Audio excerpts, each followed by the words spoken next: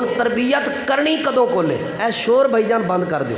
شور یعنی ایک ایک لفظ سمجھ آئے تربیت کرنی کدوں ہے او میں حدیث سنانا اللہ تعالیٰ دے محبوب پیغمبر امام الانبیاء امام الہدا جناب محمد الرسول اللہ سارے درود پاک پڑھو صلی اللہ علیہ وآلہ وسلم تسی تے بالکل بند کر دیئے تھوڑی جی آواز دیو لیکن شور نہ آوے صلی اللہ علیہ وآلہ وسلم صلی اللہ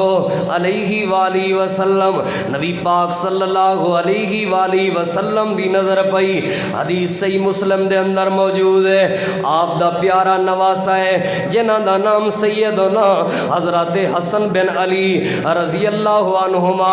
حضرت سیدنا حسن بن علی رضی اللہ عنہما کھجور دا دانا زمین تو اٹھا کے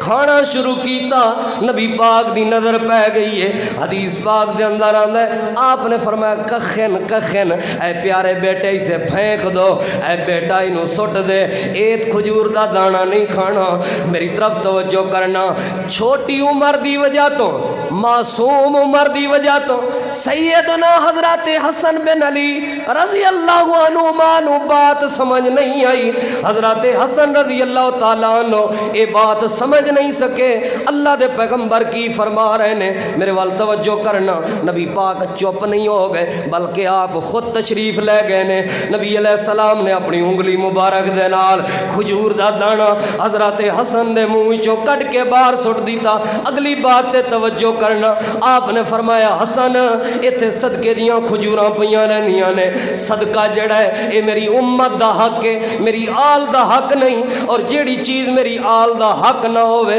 او بھامیں کھجور دا دانا ہی کیوں نہ ہوئے اللہ دے پیغمبر کھان دی اجازت نہیں دیندے مانا ہے سمجھ آیا کہ اپنے حق اپنی اولاد نو چھوٹی عمر کولو کھان دی عادت بناؤ اپنا حصہ اپنی اولاد نو چھوٹی عمر کولو کھان دی عادت بناؤ کیڑی عمر کولو جیڑی عمر کولو تواڈی اولاد کوئی گل سمجھ بھی نہ سکدی ہوئے